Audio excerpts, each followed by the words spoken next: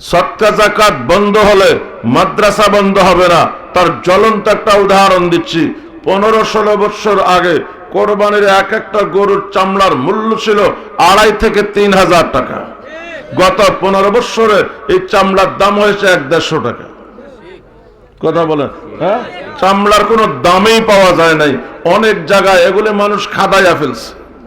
15-16 বছর যে কওমি মাদ্রাসাওয়ালারা চামড়ার মূল্য পায় নাই, এজন্য কয়টা মাদ্রাসা বন্ধ হয়েছে? মাশাআল্লাহ। তাহলে কোরবানির চামড়া বাবদ যে টাকাটা আসতো ওটা বন্ধ হওয়ার কারণে যেমন মাদ্রাসা বন্ধ হয় নাই, সদকা যাকাত বন্ধ হলেও মাদ্রাসা বন্ধ হবে না। সদকা যাকাত আমরা মাদ্রাসায় দেই কারণে মাদ্রাসার উপকার না আমাদের উপকার? কার উপকার?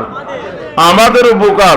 আমার পয়সাটা কোরআনের জন্য লাগতেছে, হাদিসের জন্য লাগতেছে, আল্লাহর দ্বীনের জন্য লাগতেছে, নবীজির দাঁতভাঙ্গা দ্বীনের জন্য লাগতেছে।